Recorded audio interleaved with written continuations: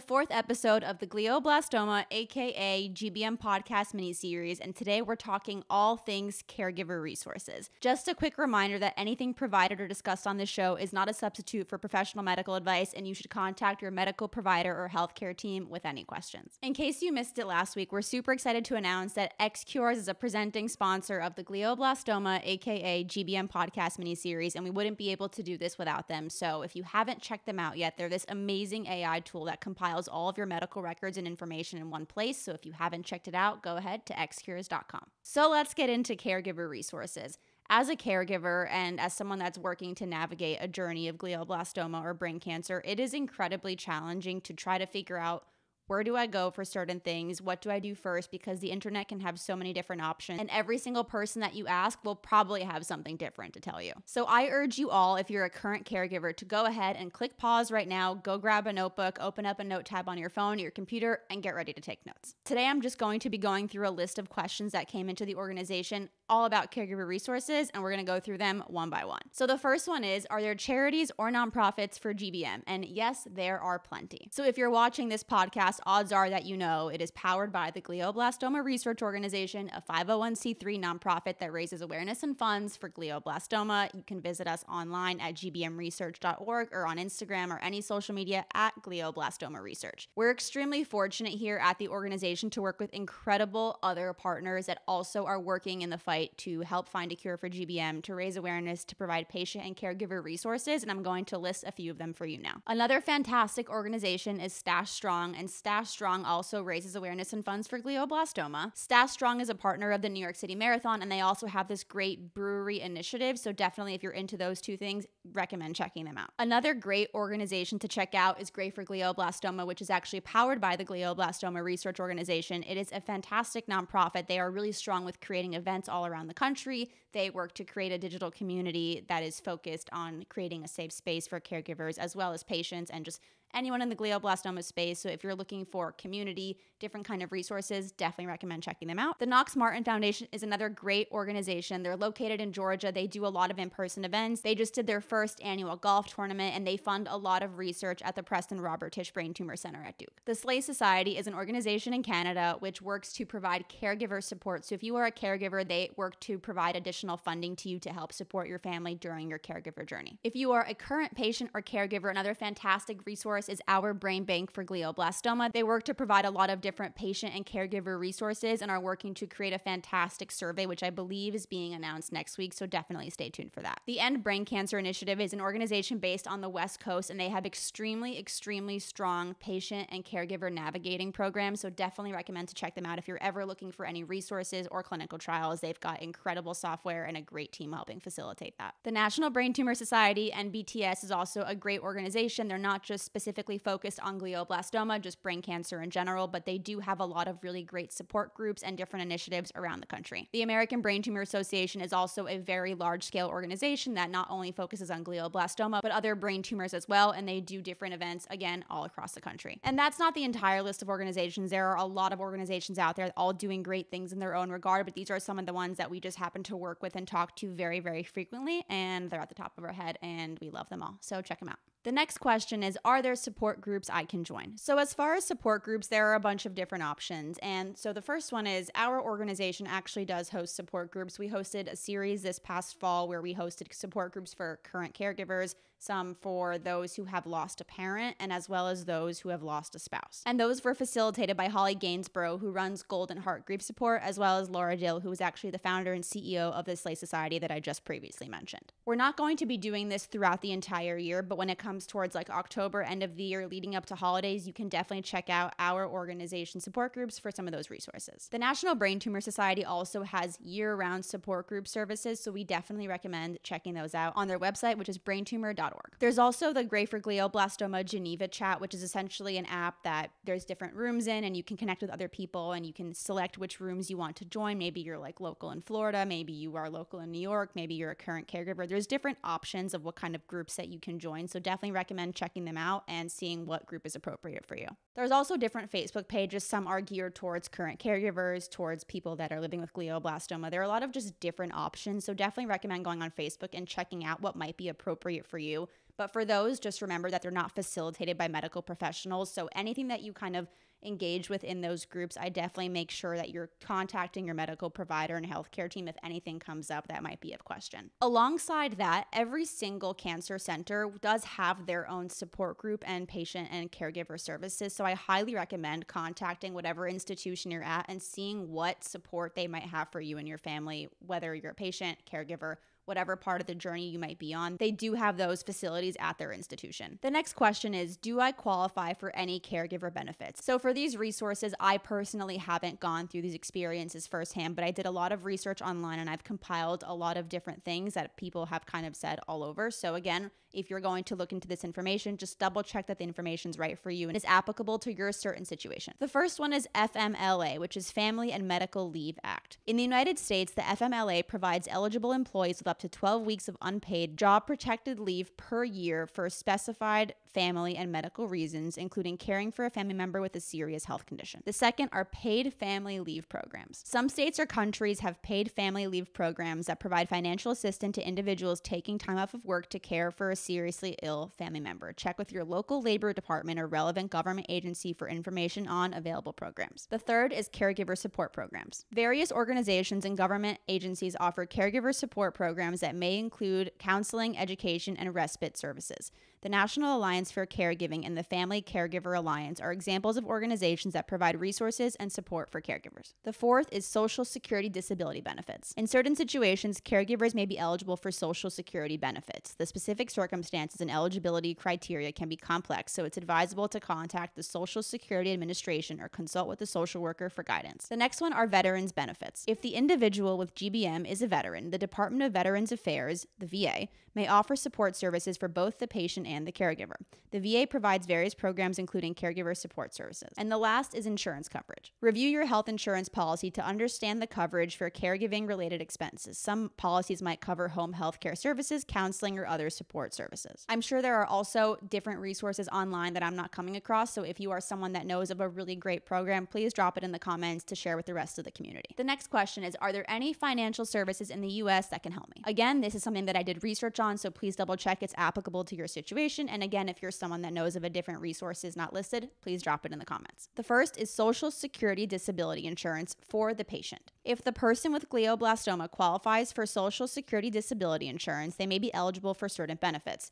These benefits could indirectly assist the caregiver by providing financial support for the patient's medical and caregiving needs. The second is supplemental security income for the patient. SSI is a needs-based program for individuals with limited income and resources who are disabled, blind, or elderly. The third, again, is veterans benefits. If the individual with GBM is a veteran, they might be eligible for benefits through the VA. The fourth is Medicaid and Medicare. Depending on the patient's eligibility, Medicaid and Medicare may cover some medical expenses. The fifth are nonprofit organizations. There are some nonprofit organizations that do provide caregiver support, like the Slay Society in Canada, but in the US, there are a few nonprofits. Examples include Cancer Care, the American Cancer Society, and the National Brain Tumor Society. There might be other ones, so again, please let us know in the comments if you have any other resources. The sixth are local support services, which can include community organizations, religious institutions, and charities that might provide financial assistance or support for caregivers. And the last are employee assistant programs, which are EAPs, and workplace benefits. Check with your employer about available support through employee assistance programs, flexible work arrangements, or other workplace benefits that can help caregivers manage their responsibilities. The next question, which I can answer, is what are some things that I should take with me to go to the hospital with my loved one? So again, hospitals are cold. There is a lot going on. It's kind of overwhelming. So things that I would bring personally are definitely something to stay warm. I'd bring fuzzy socks for comfort. I would bring something that makes me feel like cozy and comfortable because again, odds are you might be there like long hours. So making sure you're comfortable and just feel some kind of security is really important. I also always suggest to bring a phone charger, a computer charger. I bring my laptop everywhere I go. I always work everywhere. So I definitely recommend making sure that you have enough like battery power because you don't know how long you're going to be there. And also, interestingly enough, when my dad actually went to the hospital, he ended up breaking his finger because he fell out of bed when like the hospice care worker like had left. It's like a whole thing. But He ended up taking my phone and I took his phone. And so I'm like trying to text my phone from my dad's phone because we were like swapped, if that makes sense. And the phone died. So I had no contact with him until I think it was like an hour. And I was like, how do I get in contact with my dad? So like just always have a phone charger on you. Cannot stress that enough. And make sure you're taking the right piece of technology instead of swapping it accidentally. Something also is to bring snacks. I have dietary restrictions. I happen to be gluten-free, and hospitals don't tend to accommodate that incredibly well, at least from my experience. So again, like bringing different snacks that you can eat. If you have other restrictions too, just make sure you have just some kind of food or snack in your bag, because hospital food might not always be the best. Definitely bring water, stay hydrated. Maybe you like magazines, headphones. Definitely, I feel like headphones are absolutely a must. You kind of want to like tune out all of the noise and everything else going on. So maybe something just to keep to yourself, maybe bring a book. But it's also important to bring like a list of the medications your loved one's taking, just to kind of like have it with you. I think it's important in case an attending walks in and they don't exactly know the patient's history. It's important just so you have that knowledge as well.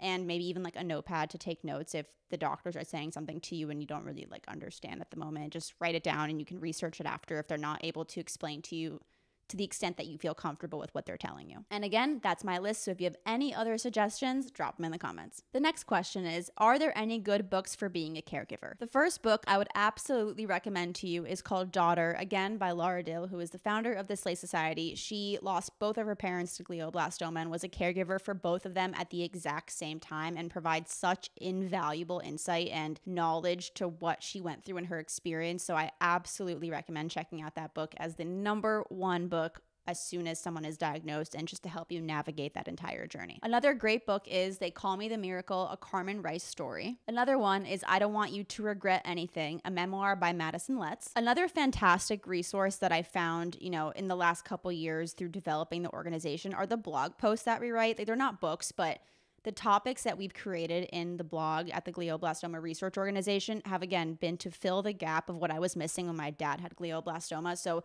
there's a lot of content that's gotten there that I wish I would have had when I was going through his journey. So I absolutely recommend checking that out. It's just gbmresearch.org/blog. And the other nonprofit organizations I mentioned as well, they also have different blog posts and stories and just information on their website. So those are also really great caregiver resources too. Next question is, are there any good apps that you can recommend? A fantastic app, which was actually a sponsor of the podcast last season, is called Rune. Rune is basically an app. You can think of it as like a TikTok for medical advice. It's the easiest app to navigate, and you can click on different medical questions, and it's all focused on glioblastoma. There's a caregiver section, there's a patient section. So anything you're looking for, you will be able to find. There are a ton of different advisors on the app. There are a lot of medical advisors. There are caregivers like myself.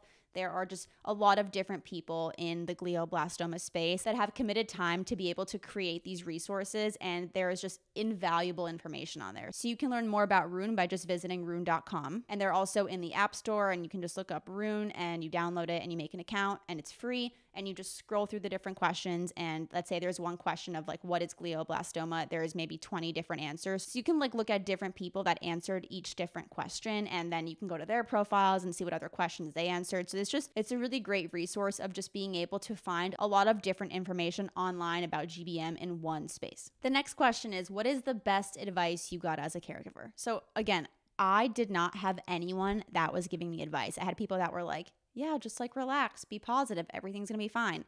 All which are like valid statements, but it wasn't like advice for me. So if I had to give advice to anyone out there, this is what I wish someone would have told me. Although it is incredibly, incredibly important to stay positive and to stay hopeful because there are so many different options, there comes a time that you need to have like family affairs and logistics in order that I wish someone would have prepared me for. It doesn't matter if someone has glioblastoma, someone can have like a heart attack or a stroke, or anything can happen to anyone at any time, which is what glioblastoma has taught me. And so these are things that I wish I would have understood before having to be a caregiver for glioblastoma, and I wish they were just part of normal practice. And so as I'm about to say this advice, it's something that I wish would have just been like general public knowledge about just like all people, and not just like waiting until the last minute when someone's like on their deathbed and you're like, oh crap, I have to figure this all out.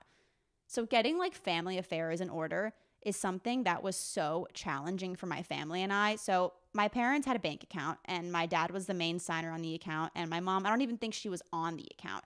And so as my dad's beginning to decline, like he's not able to walk anymore, he's not able to do these things, And our entire family finances were in this one bank account. And if my dad had passed away before anything had been like signed over to my mom or to our family, all of that would have been lost and would have been a logistical nightmare to try to recover. Again, I don't even know how that would have worked. And so we ended up having to have a notary come to our house. My dad was like bedridden, and had him like sign over everything. So if we had just been a little smarter about thinking ahead of, okay, like if you have a bank account and you're married, like maybe both of you should be on it. Or if you have a terminal illness, like maybe you should get your partner to sign on for that. Or like, again, other things like, do you have a will? Do you have a trust? Do you have life insurance? Like these are all important things to think about, and then understanding the logistics behind all of those processes. Additionally, like funeral arrangements and having, a space at a cemetery, because when someone passes away and you reach out to a cemetery, they're going to charge you so much money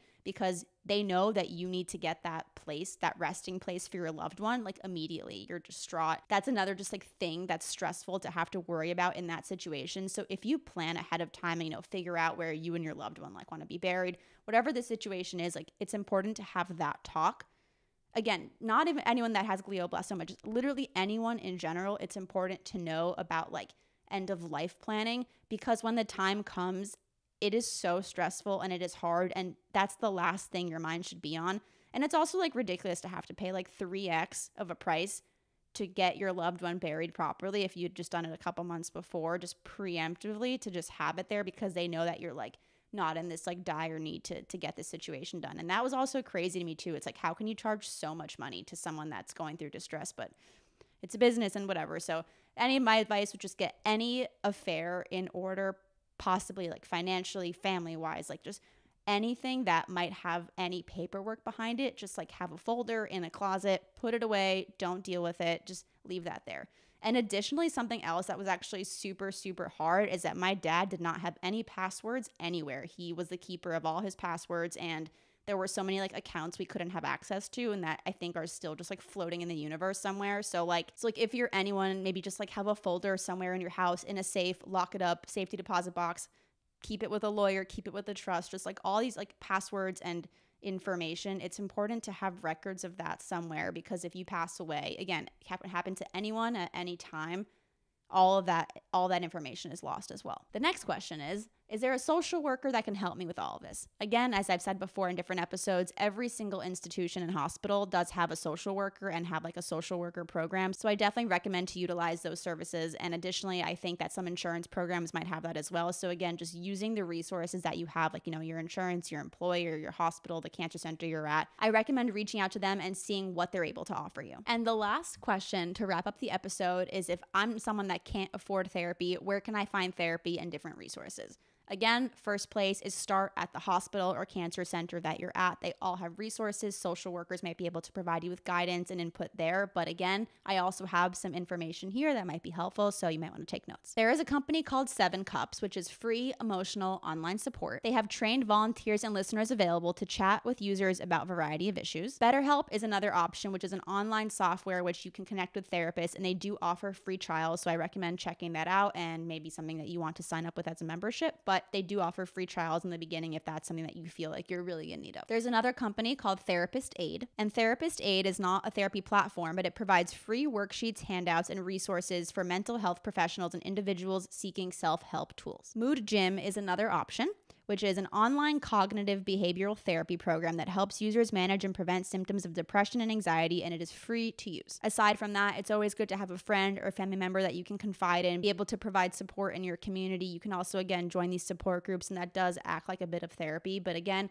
please talk to your medical provider or healthcare team with any questions about any of these resources. But there are free resources online if you search for them. And again, if you are someone that has gone through this and you have any other suggestions, please drop them in the comments. So I hope that this was able to provide you guys with some information. I know there is a lot to unpack here. There are a lot of different options for a lot of different things that you might be going through. And again, please contact your medical provider. That this is not to be taken as advice. These are just suggestions of things that I personally have done or things that our community members have done. And I hope whatever you're going through, especially this holiday season, some of this might be able to provide you some support. And if you have any questions, again, feel free to contact us at contact@gbmresearch.org or any social media platform at Glioblastoma Research. And for some of the resources that we mentioned, you can also visit the website gbmresearch.org.